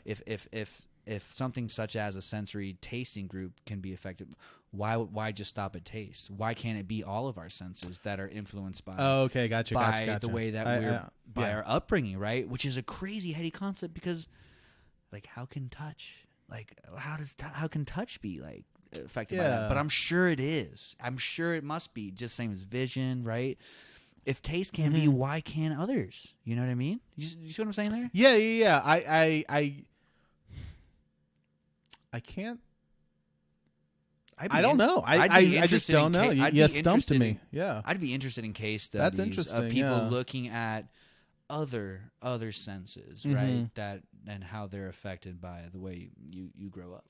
Yeah. Wow, I've never even thought about that until just now. That is so interesting. That's so interesting. So, go ahead. Oh, I was just gonna say, just to kind of like further substantiate what you were saying about with upbringing and regional things.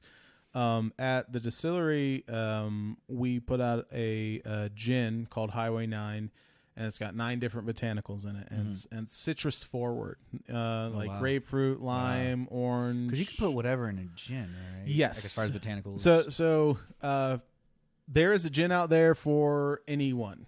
Right. Because don't be deterred by the one you don't do not like. be like, because there is something out there for you, because all gin has to be is a neutral spirit that has juniper in it. That's all it has to be. That's the minimum that it has always to be. Has if you hate Jupiter, you're not gonna like Jupiter. Did I just say Jupiter? If you hate juniper, you're probably not gonna like gin. But the thing is, it like you can have more citrus forward. You can have more like spicy herbaceous forward gins. Okay. And it gets those citrus peels in there. Yeah, exactly. It doesn't have to be overwhelmingly juniper forward. Okay. You can do some other, like I've had gins that were more licorice. Oh, like anise. Yeah, Okay. exactly. Yeah. Okay. So, that sounds so with the gin that we put out, we have 9 different botanicals: lemon, lime, orange peel, grapefruit. No, it's lemon, lime, fruit. Like juice? Peels. Oh, okay. Peels. Although the lime was freshly zested. And and there's all this other stuff in it. Like I said, it's 9 different botanicals, and you could tell like certain people would pick up different things. I would give them the rundown of like, it's more citrus forward, blah blah blah. People would tend to get that because I kind of primed them up to know what to expect. But we can talk about that power suggestion. Oh, that's huge. Yeah. That's absolute. Don't let me cut you out. Go ahead. Yeah, but I remember specifically an Indian family came through. Interesting. And they like immediately picked up the cinnamon and the coriander. Was like prescient, yeah, obvious. Yeah, it that was at the forefront for them. Whereas everyone like, it was the last thought. Yeah, it tastes like lime. Yeah, and there you go. It's just what they're tuned to, and I also think that probably has to do with we and granted, I don't know too much about Indian cuisine, but it's one of my favorites. Oh yeah. Oh, okay. Yeah. You gotta give me some suggestions. Oh my god! I mean, I wish I could cook it, but I mean, Mela. Or just tell me where to go get it on the way home, great. dude. Mela's great, man. Yeah, Mela's legit. Okay. I mean, as far as in town, they do a pretty good job. Okay. I haven't had better Indian food. Not that there's many options, but yeah, there's not. Shout out Mela. No, they're legit. I mean, prior to this, it was their buffet was solid for like $10, $11 or something like that. Just all kinds of curries. But I think with us, especially in the U.S., I personally associate cinnamon with dessert. Christmas. Yeah, or sweet or whatever, I like, so yeah, totally. In a spirit, it doesn't necessarily come as much to the forefront as maybe with other cultures and things like that. And it's just kind of interesting. It just supports that idea. And we just mentioned really quickly the power of suggestion, and I couldn't tell you how many times where working, at the bar and giving somebody a beer that I know, the ins and outs of, so to speak, as far as ingredients and sensory things and yeast profiles. And anyways, like let's say for example, like a Rausch beer, right? So for those who don't know, Rausch beer is a beer that's brewed with smoked malts. Now it can have different woods that have smoked the malts, right? And it can have a really pungent, smoky flavor, or it can be lightly smoked. And depending on how the maltster chooses to smoke that malt, will impart the ultimate flavor when you brew the beer. Now, when you taste the Rausch beer, if you have it, I know you're familiar with it. One of the premier Rausch beers is Rodenbach, right? This classic German Rausch beer. And I remember I had heard about this beer, and I knew it was a smoked beer. And so when I tried it for the first time, I mean, it absolutely tasted like an ashtray, like literally, it just tasted like a spent ashtray, and I didn't like it, because it was such a I don't know, a pungent kind of profile. But then I was able to, I'm really like trying to like appreciate all different beer for what it is. And so I'm kind of able to sift through the ashiness, if you will, of it. And then I'm like, oh, there's actually a really good, nicely brewed beer under there, nice little lager beer under there. But what I'm getting at is, like, when I would have Rausch beers that were brewed at the brewery and I would serve it to somebody, these they would use varying amounts of the malt, the smoked malt, and then the malt, depending on the brew, what they were using, was smoked in various degrees, right? So some were really pronounced, like the smokiness, and then some were like, a lot more mild and just like a nice little hint of smoke. If you're just keen enough to pick it up, you're kind of like, oh, what is that? So I would give people the beer, right? A couple of them in particular, like they seem to commonly have a sensory profile of a lot of people say like smoked barbecue, right? Or like even bacon or something, or bacon. But it's so interesting because one of the other agreed upon and totally acceptable sensory profiles for a Rausch beer is Band-Aid. Oh, and so you can essentially you can kind of make or break somebody's experience of the beer depending on if you be like, and I saw this happen, right? Where a guy comes in and you can tell like maybe he had a barbecue or two and you would probably really appreciate it. And if you say, try this beer, it kind of tastes like bacon beer, you know what I mean? And they would try and be like, oh my god, yeah, it does kind of taste like what is that? Oh, it's a smoked malt. And then other people who like maybe try it first, and then I'll be like, yeah, kind of, and they'll be like, I don't know what it tastes like. It kind of tastes like a Band-Aid, right? Yeah. And they'll be like, yeah, it kind of tastes like a Band-Aid, like the same exact beer. But whatever it is, I tell them and like plant that seed. For sure. They're just automatically like that. Oh yeah. There's a lot of sensory profiles that people have said to me. And then when they say it, like I have my own experience. A lot of times when I go drinking with my friends, to experience the different awesome brews that we have and really have a formal, assessment of what we're drinking. They know, like don't tell me. Oh, like, don't talk. Let me have my experience first, and then each of us individually have our own sensory experience first, individually, personally, and then discussion, and then we'll discuss it. Right. And then oftentimes when somebody will say one thing when they taste a beer, and I'll just be like, holy shit. First of all, how did I not taste that? It's like you unlocked something. You unlock something, but then you can't unlock it. Yeah. It's like with my artwork, right? A lot of the like interpretive, like more abstract kind of whatever stuff that I have, whatever you want to call it. But like somebody will see something, right, in my work, and nowadays people kind of ask me if they can tell me what they see, which is kind of nice, but I'm fine with it. Like, and they'll point out something, and I'll be like, holy shit, like I never even saw that. And then when I go back to paint it, I'm like, I can only see that. Yes. Power of suggestion. Absolutely. It's a really strong thing. And also just the, different people have different perspectives. They have different, backgrounds, so they might be more in tune to different things. Like I thought a very interesting one that's in that same kind of example is whenever when I first heard people described a Hefeweizen as tasting like bubble gum. Yeah. Because I always heard like banana, clove, all that kind of stuff. It's bubble gum, dude. Depending on the yeast. Yes, it depends. It depends. Because some yeast have a lot more bubblegum profile. Absolutely. And obviously how it's brewed, fermented, really. Absolutely. But I can like there's still like certain ones where I'm like, it's bubblegum, it's banana bubblegum. Like where I would never, but prior to Laffy that, Taffy. exactly, yeah, I would never be able to put it into words, and so much of it it's true. It's all about how are you, like, what are you calling things and how are you defining, different things, because and I think that has to do with so many things, like, even art, like if someone says to you that, like, well, this isn't really the case because, like, I have to deal with clients or like a boss or whatever.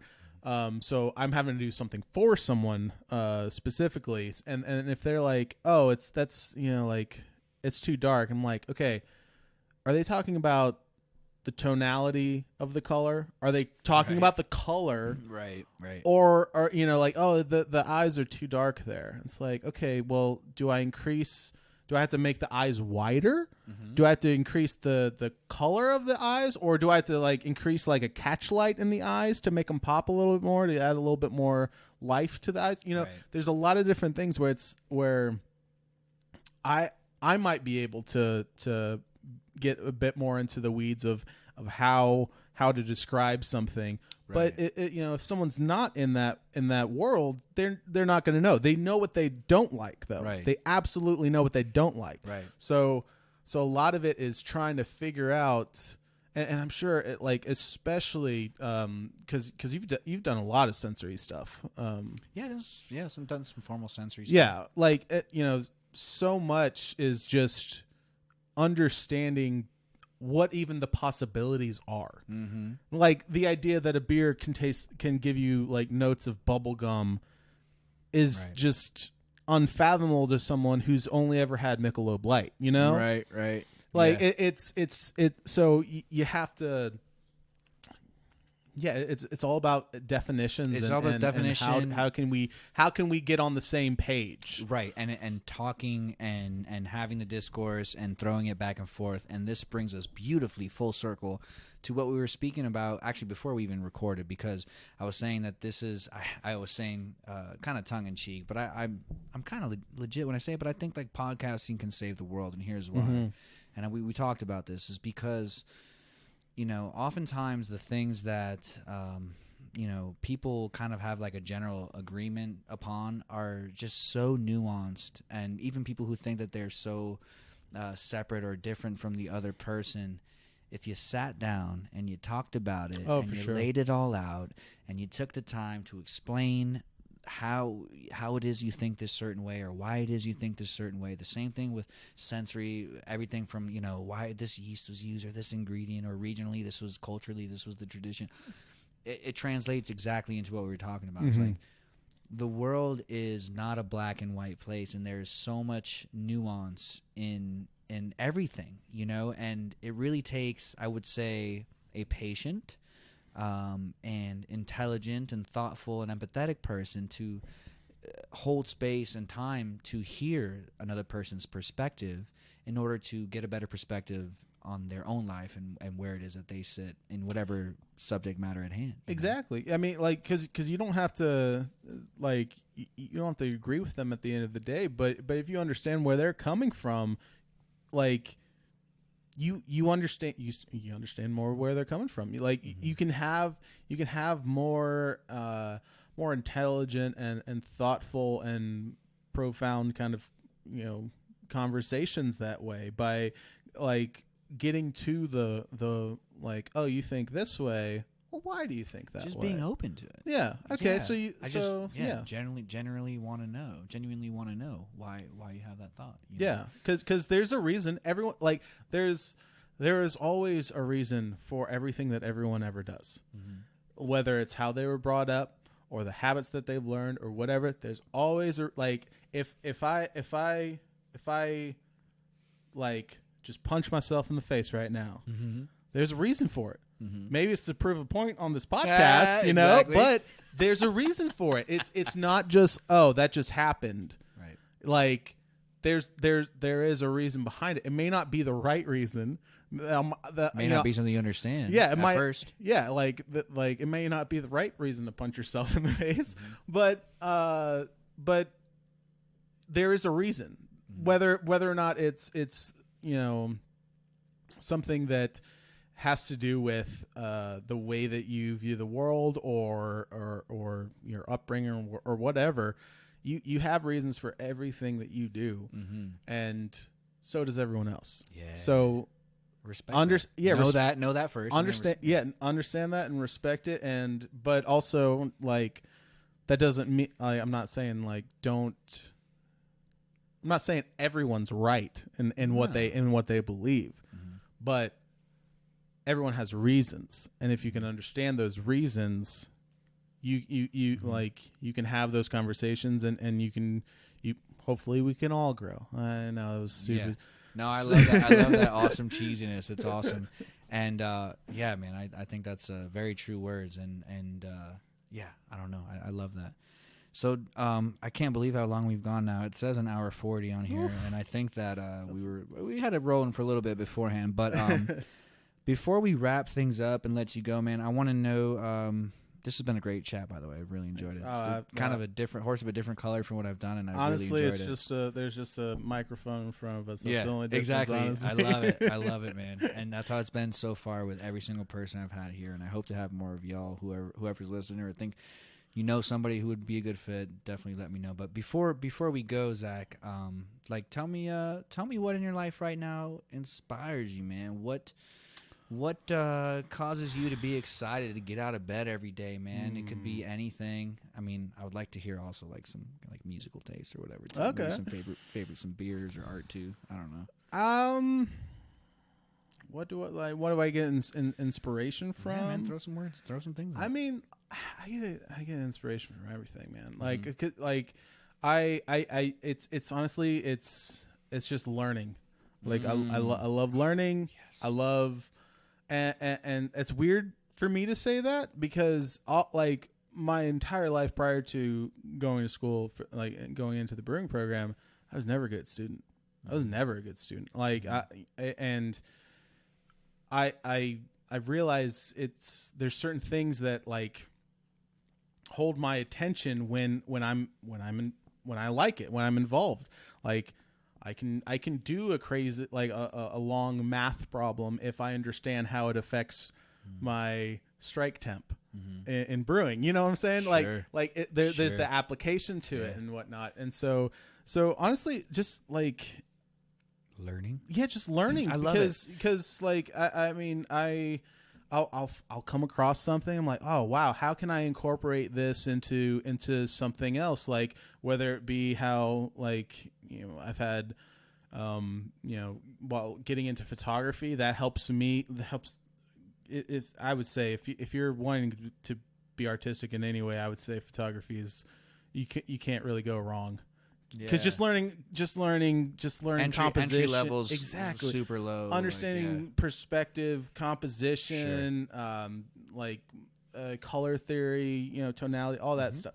It's a perfect place to start, and you don't even have to start there. You can. That's a whole career. You can do it on your phone, y'all. Oh yeah, dude. Yeah, it's crazy. Yeah. Like. But I would agree with that. I think it's a great introduction. But like I mean, even like I came across I think you'll appreciate this.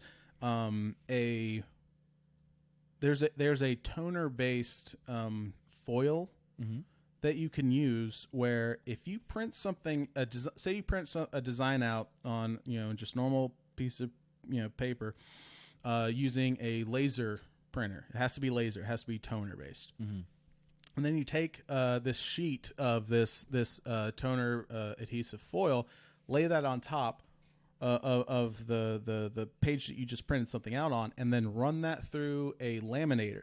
It seals the foil only to the parts that have been printed because it's at the same like temperature as what you use for laser and stuff. And then you peel the rest away and it just stays. Oh, cool. So I came across that and I was like, okay, well, if I could do that, what if I print out a design using a laser printer, right, to add the foil, and then print over that using an inkjet to fill out the gaps, to make basically a hodgepodge. Not like it's not the best quality, but it's a cheap entry and a creative way for me to kind of dip my toes into doing like foiled posters, you know, like because I've recently in the last year have really been wanting to just buy all the like band posters and like tour like show posters and stuff, like because like it all happened when I saw Tool last year, and they had a particular one for the show, and I saw the picture online and I was like, yeah, it's all right, it's whatever, I don't want to get it. And then I saw it in person, and I didn't realize there was this holographic foil, and it's like this side profile of a skeleton, and like all the nerve endings are like holographic foils. Alex Gray work. Kind of, yeah. Like, I mean, that's part of the course for them. Yeah. But yeah, seeing it in person and everything, I was like, I want it, and like that led me into to finding this like cheaper kind of process and whatnot, and you know, I can there's cheap ways to kind of dip my toes into that, and if I want to get like a properly printed one done eventually, like a run, I have more of an idea of how I would want that to go, like what kind of foil stock, whether it be like holographic or like a copper or you know, gold or whatever. Right. So just your yearning to learn how that works, how the whole process is. Yeah, and I think there's so much to learn, and we have so many great resources. Like I said, I would not have the skill set I have if it was not for YouTube. Yeah, same for me. So many hours, like whether it be design, photo, video. Yeah. It's watch it's just and just like I like to have conversations, as I'm sure you know, and I really value when people can talk passionately about what they're into. I'm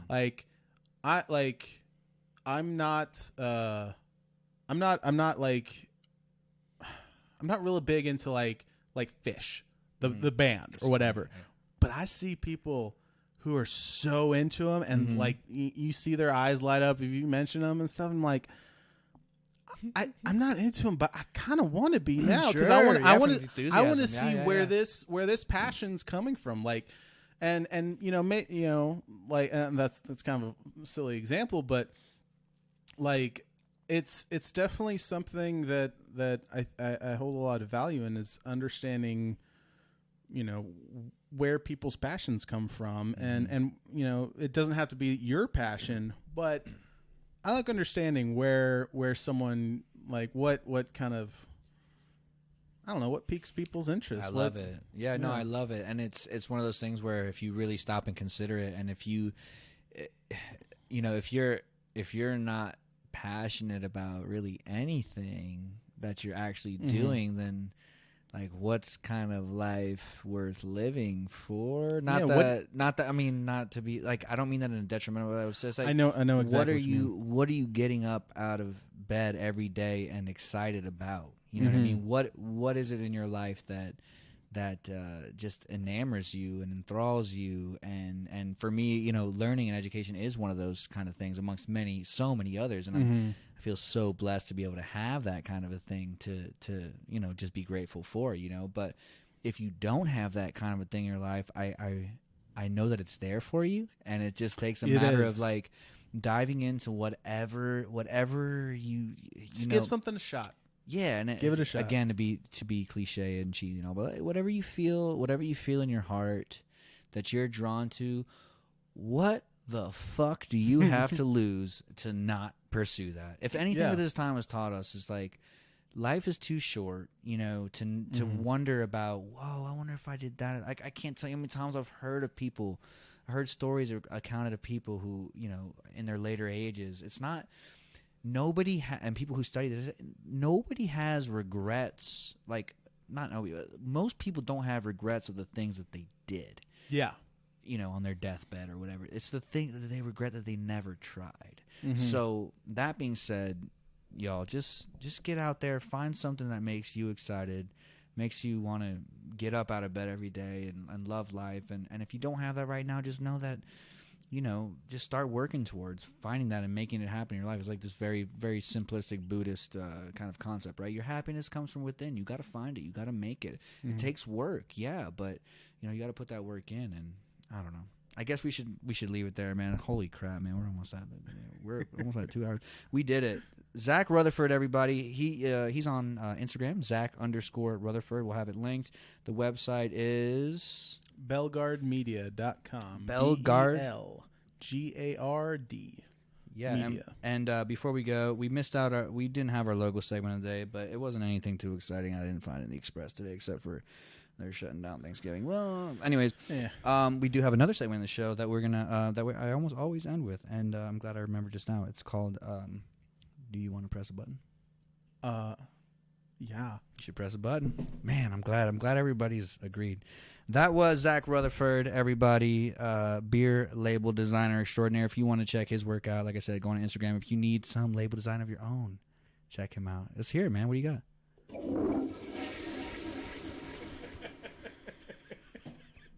It's funny, the last one kind of ended like that. Give us one more. Okay, all right.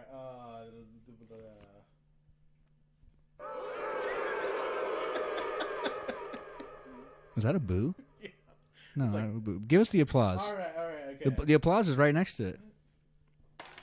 That was Zak Rutherford, everybody. Ladies and gentlemen, thank you so much for checking out this episode of iHeart Asheville. We'll catch y'all for the next one. Zak, thank you so much, bro. Thanks, man. I always appreciate it. Guys, thank you so much for listening. I really appreciate it if you've gotten this far. It's been such a fun project for me to try to put this together, and I am very excited that I have something to show for it at this point in time. Please keep in mind that I am definitely open to any and all kinds of feedback. I want to hear from you. What did you think of our conversations? Who would you like to hear more from? What would you like us to talk about? All that kind of stuff. And please know that everything that we spoke about should be linked in our description. And if it's not, for whatever reason, or we talked about something that you would be more interested to, explore yourself, please message me and I'd be happy to get that information for you as well. Anyways, that's all I got to say, guys. Thank you so much. And I really, really appreciate it. I'll see y'all for the next one.